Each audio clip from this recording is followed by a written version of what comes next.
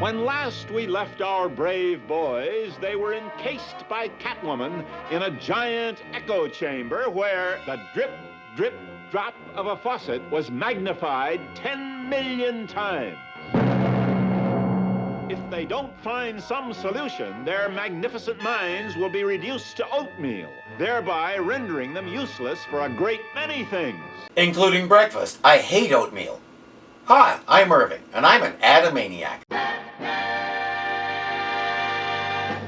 With no other way out, Batman draws on his vast musical knowledge. Robin! Every room has its sympathetic vibration. A note that will shatter glass, like the great Caruso did with his voice. The note for this room should be F sharp above high C. F sharp above high C. That should be this. Let's see if that's what they sing.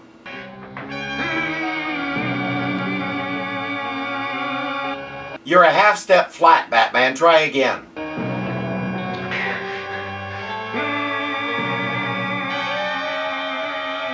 Nope, still flat. And I have no idea what Robin is doing.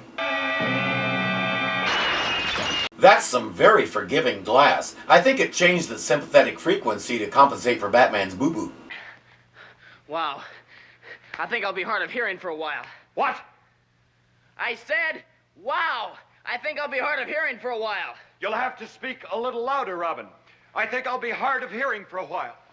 I still want to know how they do that. They untie each other, then run out to confront Belle Goody. What's Catwoman's plan? Well, you're too late, Batman. You're too late. Because right at this very moment in history, Catwoman is stealing the voices of Chad and Jeremy at the policeman's ball. As they head to the town hall, Chad and Jeremy are beginning their set.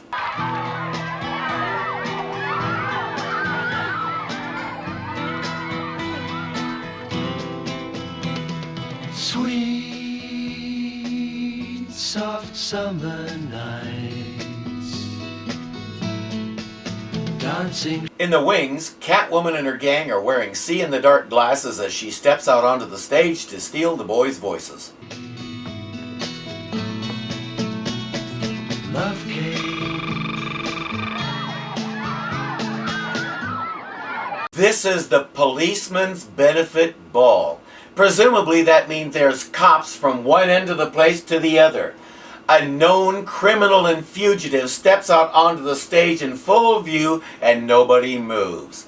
No wonder Gordon and O'Hara can run this department. But you said they couldn't get away, Catwoman. And yet they did. And so will we. It's a good thing they just stood there on the other side of the stage looking impressive until she had time to finish her lines and do that.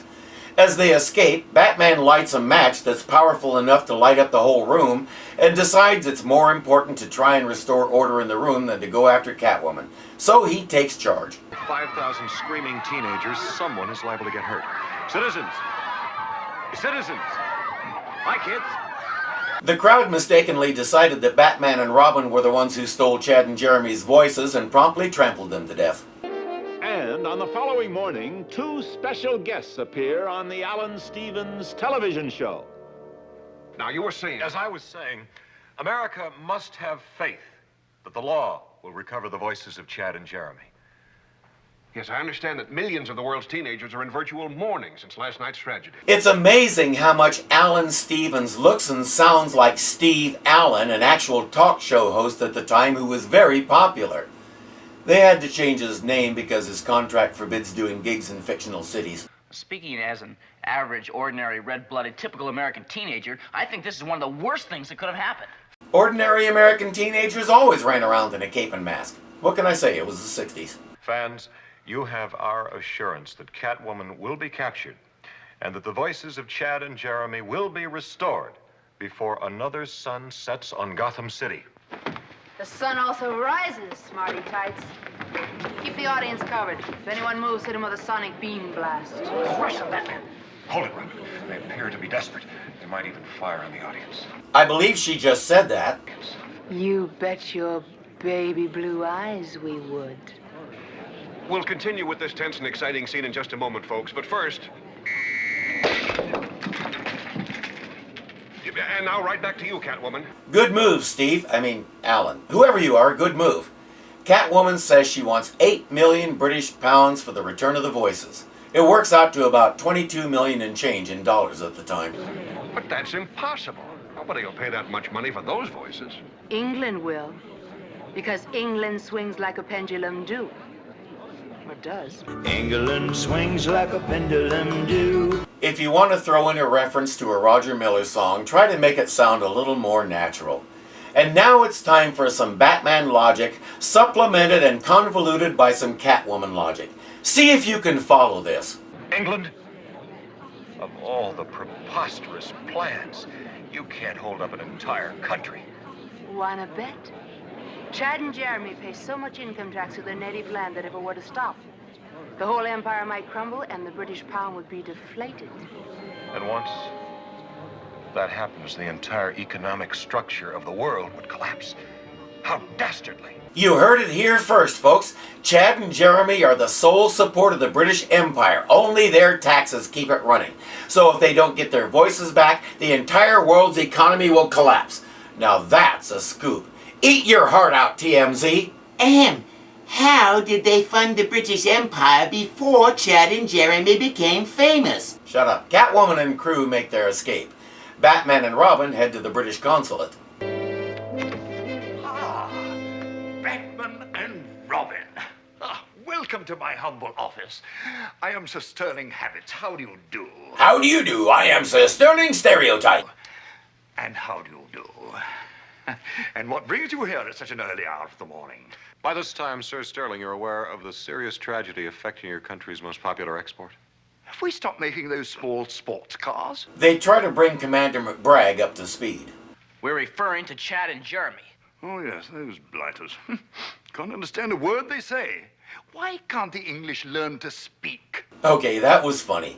He says yes, they're discussing it back home. Just then he gets a call. The answer is no. Their feelings about Chad and Jeremy are millions for their records, not a cent for their ransom. Of course, without the ransom, you have no records, but you can't expect a politician to understand that kind of deep logic, to say nothing of a whole gaggle of them. An aide comes in and reports that huge crowds have gathered at all the entrances because they heard the dynamic duo were there. Batman and Robin head out the window.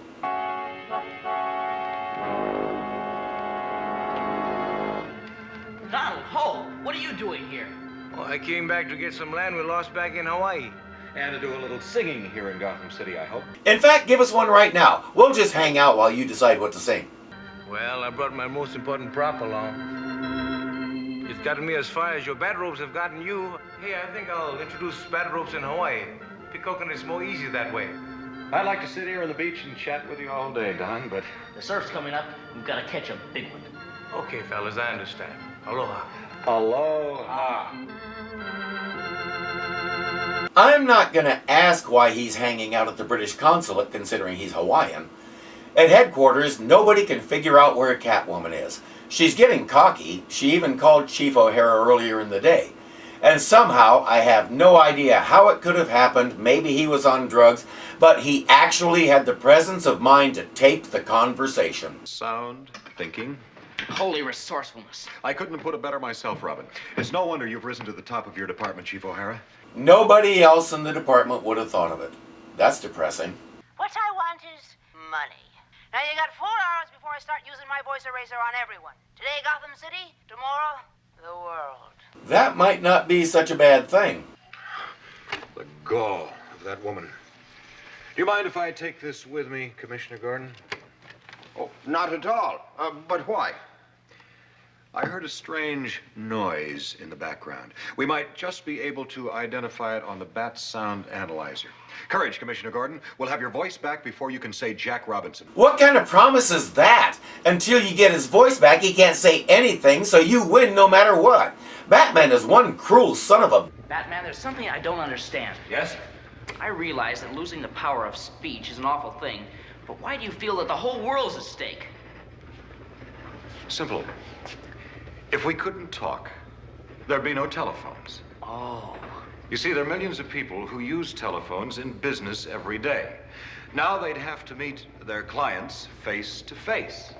You mean like people did before telephones? This is his big issue? Oh, that would cause enormous traffic problems.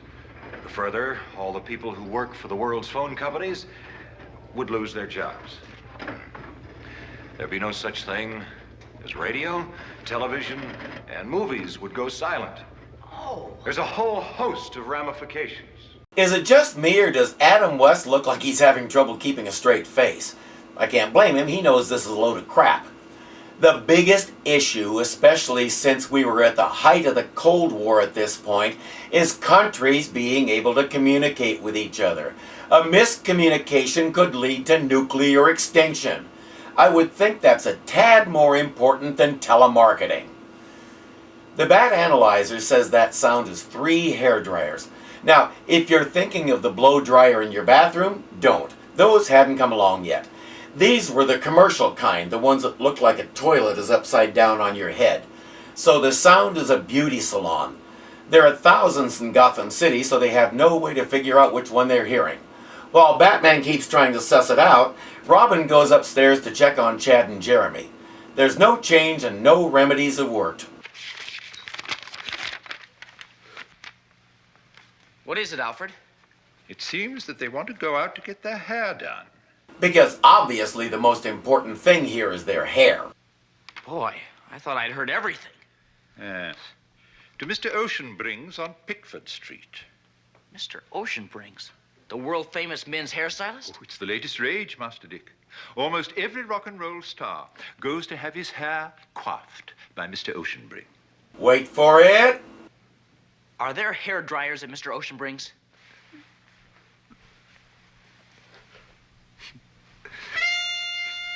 Thanks. What an amazing stroke of luck. At the salon, Beanie, Miney, and Mo are telling Catwoman they should have killed Batman and Robin when they had the chance. Oh, I couldn't bring myself to do it, boys. Even though I don't care very much for that boy wonder. Batman did save my life once. I owe him that. That's why you put him in that big echo chamber for the cliffhanger, right? If we do steal everyone's voices, how do we give them back after we get paid off? Ah, with this devilishly clever little formula, easily compounded of sweet basil, garlic salt, and goat's milk in the right proportion. So she didn't actually take their voices, she disabled them. And I'm guessing a little tape recorder in the box completed the illusion. Time to make the call. Quentin 33700. Sorry, wrong number, Catwoman. Batman. Batman, why for art thou doing this to me? Why for? That is a very good word. I think I'll add it to my vocabulary. It's my job, Catwoman. I am sworn to uphold the law. But if you'd just come down off your high horse for a moment, we could make such beautiful music together. You'll play a different tune when we're through with you, and all the notes will be sour. Leave the metaphors to the adults, Robin. That was horrible. Party pooper. Teenagers should be seen and not heard. All right, men, destroy the dynamic duo. They already piled these guys up like firewood in the first half, so what makes her think the outcome will be any different this time? Watch your antiques. Gentle with Batman, boys. Watch the antiques and be gentle with Batman, but get them! That one guy spends a lot of time catching his antiques and putting them back during the fight. As the battle winds down, Catwoman runs out. Batman leaves Robin to guard the riffraff while he goes after her.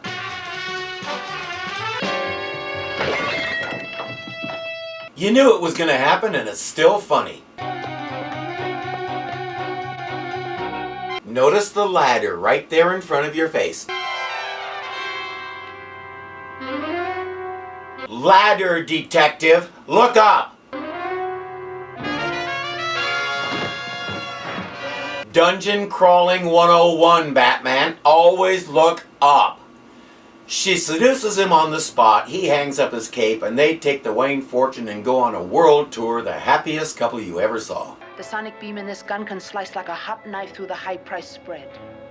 But I've reached an impasse.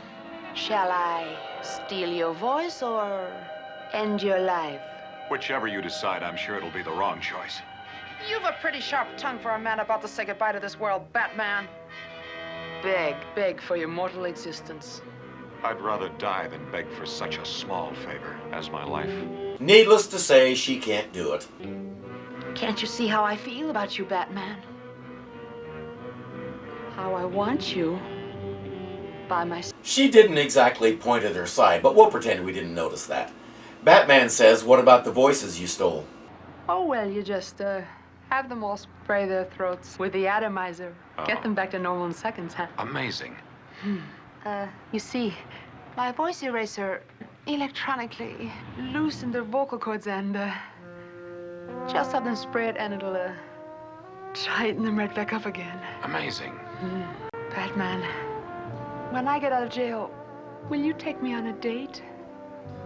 We'll have plenty of time to think about that, Catwoman. Several years, I'm afraid. Batman always looks on the bright side. If I were to kiss you, would you think I was a bad girl? Batman's convoluted explanation for why it would be alright takes just long enough. Well? Come on, Batman, the police are here. Boy, blunder. Did you really think they'd allow that kind of smut on this show? Catwoman, may I take a rain check on that kiss? Certainly, Batman. Anytime. If I'm that close to Julie Newmar and she wants to kiss me, I don't care who's watching. I'm going for it.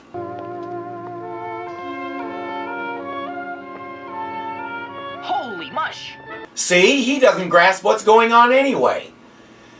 In the epilogue, we get the requisite song from Chad and Jeremy, voices fully restored, while Bruce Wayne and his gang, along with Commissioner Gordon, listen and talk about how great Batman and Robin are.